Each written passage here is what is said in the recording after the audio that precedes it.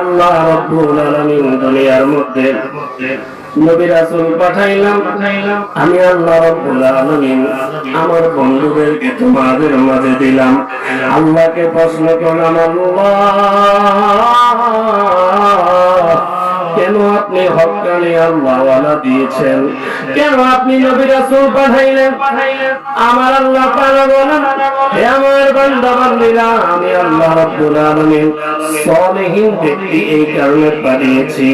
আমি আল্লাহ রাব্বুল আলামিন নবী রাসূল সাহাবী তাবেঈন এই কারণে দুনিয়ার মধ্যে পাঠাইলাম, যাতে তোমরা হেদায়েতের মধ্যে সলিহিন সত্যবাদী হতে পারো। একবার জোরে বলা যাবে কিনা সুবহানাল্লাহ? সাবজেক্ট হলো তাকওয়া।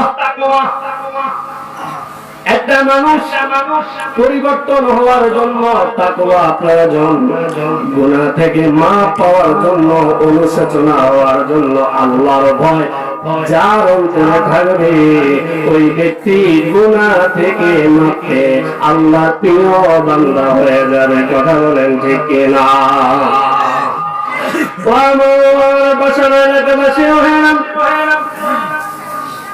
তাকওয়া শব্দের আরবি বিরত থাকা, বেঁচে থাকা। আরবি অর্থে ব্যবহৃত হয় গুনাহ থেকে বেঁচে থাকা। ইসলামী শরীয়তের পরিভাষায় বলা হয় গুনাহ থেকে বেঁচে থাকার নাম হলো তাকওয়া। তাকওয়ার তিনটা স্তর রয়েছে। এক নাম্বার স্তর হলো কুফর এবং শিরক থেকে বেঁচে থাকা। দুই নাম্বার স্তর হলো আল্লাহ এবং রাসূল তার হাবিব সাল্লাল্লাহু আলাইহি ওয়াসাল্লাম যেই কাজটা পছন্দ করে ওই কাজটা থেকে আমাদের বিরত থাকা। তিন নাম্বার তাকওয়ার স্তর হলো আপনার অন্তর একমাত্র আল্লাহ ছাড়া দুনিয়ার কোনো বিমুখ হবে না। তাকওয়া ওই ব্যক্তির অন্তরে থাকতে হবে যার অন্তর একমাত্র শুধুমাত্র আল্লাহর দিকে ধাবিত হয়। সুবহানাল্লাহ। শিরক কুফর করা যাবে না। যেই কাজ করে আল্লাহর সাথে শিরক হয় ওই কাজ করা যাবে না। যেই কাজ করলে কাফের হয়ে যাবে ওই কাজ বান্দা করা যাবে না। যেই কাজ করলে দুনিয়ার মধ্যে যেই খারাপ কাজ করলে আল্লাহ এবং তার রাসূল কষ্ট পাবে ওই কাজ করা যাবে না। শুধু তাই নয়, এই জীবন এই মরণ এই অন্তর একমাত্র আল্লাহ। ঠিক কিনা? আল্লাহর হাবিব সাল্লাল্লাহু আলাইহি ওয়াসাল্লাম সাহাবায়ে কেরামকে বলেছেন, হে আমার সাহাবীরা, তোমরা যদি সারা বছর নামাজ পড়তে পড়তে ধনুকের ন্যায় যদি বাঁকা হয়ে যাও, তারপর যদি তোমরা নামাজ পড়তে পড়তে ধনুকের মতো বাঁকা হয়ে যাও, রোজা রাখতে রাখতে যদি তারের মতো চিকন হয়ে যাও, দুর্বল হয়ে যাও, তারপরেও তাকওয়ার মতো এত উত্তম আমল হবে না। সুবহানাল্লাহ। আমার নবীর একদিন যার দিলের মধ্যে আমি নবীর প্রেম থাকবে, যার দিলের মধ্যে আল্লাহ ভয় থাকবে, ওই ব্যক্তির মধ্যে যদি কেউ হেদায়েত পেতে চাও, যদি আল্লাহকে পেতে চাও, সর্বপ্রথম তাকওয়া অর্জন করো। নামাজ পড়তে পড়তে যদি শরীরটা বাঁকা হয়ে যায়, রোজা রাখতে রাখতে যদি চিকন হয়ে যাও, কিন্তু যদি তোমার দিলের মধ্যে আল্লাহ তাআলার ভয়, আল্লাহ তাআলার প্রেম যদি না থাকে, ততক্ষণ পর্যন্ত তুমি প্রকৃত মুমিন হতে পারবে না। কথা বলেন ঠিক কিনা? কেন মুমিন হতে হবে? মুমিন হতে হলে আমাদেরকে আল্লাহ বিরূপ হতে হবে। এখানে আল্লাহর বিরোধ হতে হলে আল্লামা ইবনে কাসির রাহমাতুল্লাহ আলাইহি তিনি বলেন একদিন হযরত আলী রাদিয়াল্লাহু তাআলা আনহু শাহজালাল মক্কা নগরীর মধ্যে মানুষদেরকে দ্বীনের দাওয়াত দিচ্ছে। যেমনি ভাবে আজকে আমি আপনাদেরকে হেদায়েতের জন্য কথা বলছি, ওই শাহজাদা মানুষদেরকে হেদায়েতের বাণী পৌঁছাচ্ছেন। তিনি বললেন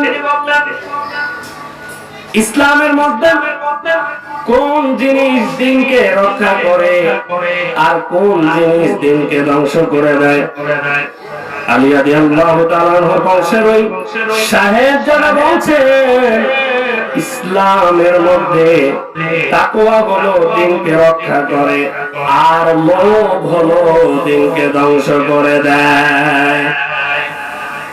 যার মধ্যে তাকওয়া থাকবে সে নামাজ আদায় করবে, সে নামাজ ছাড়বে না, চুরি করবে না, সুদ খাবে না, ঘুষ খাবে না। আর যার মধ্যে তাকওয়া থাকবে না সে সুদ খাবে, ঘুষ খাবে, নামাজ ছেড়ে দিবে। কথা বলেন ঠিক কিনা? একমাত্র খেয়াল রাখতে হবে আমাকে আল্লাহ তাআলা দুনিয়ার মধ্যে পাঠিয়েছেন ওয়া মা খালাকাতুল জিন্না ওয়াল ইনসা ইল্লা লিয়াবুদুন। আল্লাহু আকবার।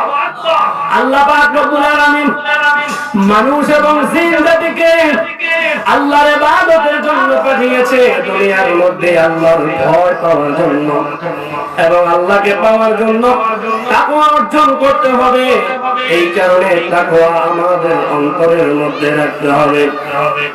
তাকওয়া কিভাবে রাখবো বাবা? ওমর ফারুক আযম রাদিয়াল্লাহু তাআলা আনহু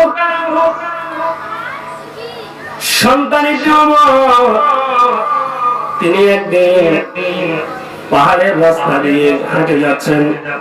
হঠাৎ একজন ব্যক্তি পাহাড় থেকে একটা ছাগলের পাল নিয়ে নেমে আসলেন। ইবনে ওমর ছাগলের পাল দেখে বললেন এখানে অনেকগুলো ছাগল রয়েছে, ওরা কাল, এখান থেকে আমাকে একটা ছাগল দিয়ে দাও। রাখাল বলছে হুজুর আমি ছাগলের মালিক নই, ছাগলের পাহারাদার। সুবহানাল্লাহ। ইবনে ওমর বলছে তুমি যদি এখান থেকে একটা ছাগল আমাকে দিয়ে দাও তাহলে তোমার মালিক তেমন বুঝতে পারবে না। ইবনে ওমরের কথা শুনে রাখাল বলছে হুজুর আমার মালিক প্রতিদিন এই ছাগলগুলো এক এক করে গণনা করেন। ইবনে ওমর বলছে তুমি এই ছাগল থেকে একটা ছাগল আমাকে দিয়ে দাও, আমার কাছে বিক্রি করো। তার মানে ইবনে ওমর ওই রাখালের তাকওয়াটা পরিষ্কার, ওই তাকওয়াটা পরীক্ষা করার জন্য ইবনে ওমর বলছেন এই 100টা ছাগল থেকে একটা ছাগল যদি আমাকে দিয়ে দাও তুমি তোমার মালিককে বলবা ওই ছাগলটা বাঘে খেয়ে ফেলেছে। এই কথা শুনে রাখাল বলেছেন হুজুর দুনিয়ার মধ্যে হয়তো আমি আমার মালিককে আমি বুঝাতে পারবো 100টা ছাগলের মধ্যে একটা ছাগল বাঘ খেয়ে ফেলেছে, কিন্তু আমার মন সাক্ষী দেয় যে মালিককে আল্লাহ দেখে, যে রাখালকে আল্লাহ দেখে, ওই আল্লাহ তো এই গুনাহ মাফ করবে না। সুবহানাল্লাহ। এই কারণে দুনিয়ার মধ্যে কত মানুষ রাতের আধারে ভোট চুরি করে, ধান চুরি করে, মানুষের টাকা চুরি করে, ধন সম্পদ চুরি করে। তারা হয়তো ভুলে গেছে দুনিয়ার মানুষ যদিও না দেখে একমাত্র যিনি দেখে তিনি কে। একটু জোরে বলি তিনি কে? যিনি আমাদের রিজিক দেন তিনি কে? যিনি আমাদেরকে বাঁচায় রাখলেন তিনি কে? তাকওয়ার আলোচনা আল্লাহ পাক রব্বুল আলামিন কোরআনে পাকে বলেছেন ইয়া আইয়ুহাল্লাযীনা আমানু তাকুল্লাহা ওয়াল তানজুর নাফসুম মা কদ্দামাত লিগাদ ওয়াত্তাকুল্লাহা ইন্নাল্লাহা খাবীরুম বিমা তা'মালুন। একবার জোরে বলা যাবে কিনা সুবহানাল্লাহ। আল্লাহ রাব্বুল আলামিন ইমানদারদেরকে ডেকে বলেছেন ইমানদার দুই প্রকার, যারা আল্লাহকে ভালোবাসে তারা এক প্রকার ইমানদার, আর যারা আল্লাহ এবং তার রাসূলকে ভালোবাসে তারা হলো প্রকৃত ইমানদার। সুবহানাল্লাহ। আল্লাহর হাবিবের উপর ঈমান আনতে হবে। আল্লাহ পাক রব্বুল আলামিন বলেছেন, হে ঈমানদাররা, ইত্তাকুল্লাহ, আল্লাহকে ভয় করো। শুধু তাই নয়, আগামীকাল যে বাঁচবা ওই বাঁচাটার মধ্যে কি করবা ওই আমলগুলো আল্লাহর জন্য ঠিক করে রাখো। সুবহানাল্লাহ। আগামীকাল যে বেঁচে থাকবা আল্লাহর জন্য কিছু করে চিন্তা করে বেঁচে থাকো। আমরা দুনিয়ার মধ্যে আজকে আর আল্লাহর জন্য ফজরের নামাজ আগামীকাল পড়তে হবে এই চিন্তা মাথায় রাখি না। সংসার চালাতে হবে, কার মাথায় বাল দিতে হবে, কার সম্পদ লুট করতে হবে, কার বিচার করে 50,000 টাকা নিজের পকেটের মধ্যে ভরতে হবে, এই চিন্তা করে আমরা ঘুমাই এমন মানুষ আছে না নাই? এই কারণে খেয়াল রাখতে হবে, আল্লাহকে ভয় করতে হবে। শুধু তাই নয়, আল্লাহ রাব্বুল আলামিন আসমান এবং জমিনের মধ্যে যা কিছু রয়েছে, আমার আপনার অন্তরের মধ্যে যা কিছু রয়েছে, ইন্নাল্লাহা আলা কুল্লি শাইইন কাদির, সব কিছুর ক্ষমতার মালিক একমাত্র কি? সে আল্লাহ রাব্বুল আলামিন। দেখেন কোরআনে পাকে বলেছেন আল্লাহকে ভয় করার জন্য, আল্লাহর জন্য, দ্বীনের জন্য, পরের দিন কি করবে সেটা গুছিয়ে রাখার জন্য। আব্বুজিরা সুফিয়ায়ে কেরাম কত সুন্দরভাবে তাকওয়া দিয়েছেন, তাকওয়ার পরীক্ষা দিয়েছেন।